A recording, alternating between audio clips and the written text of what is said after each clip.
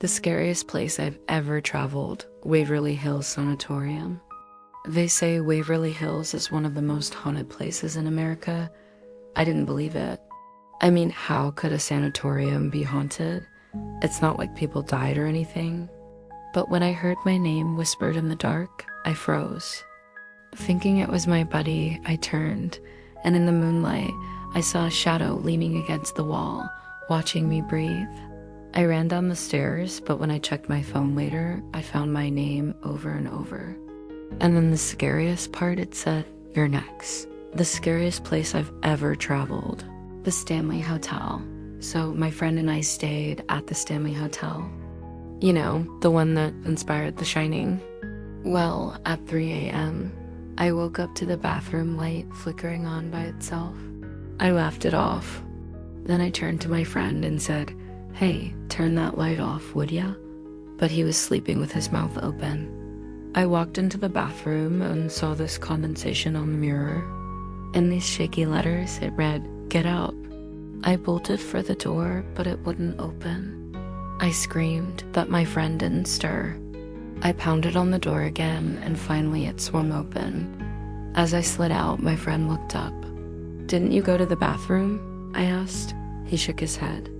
"You went to the bathroom while I was sleeping? You were gone a long time." Then he looked really scared. "How long do you think I was gone?" I asked. "About 5 minutes," he said, "but I was in that bathroom for at least an hour, maybe longer. I don't know." I just stared at him because he looked so peaceful. I didn't want to wake him up. So I closed the door. I swear, I only took about a minute. When I came out, he looked different. His eyes were wide open. He said, "You never went to the bathroom." He stood at that mirror smiling the whole time. The scariest place I've ever traveled, Salem. So I decided to rent a room in Salem. You know, the city that started the witch trials. I figured the haunted house stories were just tourist traps, but boy, was I wrong. The first night I stayed there, I heard sobbing coming from the corner. I turned on my flashlight and saw this girl in colonial clothes crying. I reached for her, but she vanished. I told the landlord about it, and he shrugged. "Oh, yeah, that's just Mary. She cries every night, but she never hurts anyone." He paused. "Why are you crying?" I asked. "I don't know. I guess I just feel bad for her. You know, being stuck here all alone for hundreds of years," he said. But the next morning, my pillow was soaked. It was salty like tears, but they weren't mine. The scariest place I've ever traveled, the Queen Mary. So I went on a tour of the Queen Mary, you know, the ship that a lifeboat was built on. Well, halfway through, I felt something cold grip my shoulder. I turned and said, "Dude, that's not funny." But he was at the front of the group laughing. Then I heard him. "What are you talking about?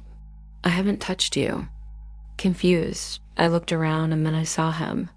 This guy in old-fashioned overalls was standing right behind me, his hand still on my shoulder.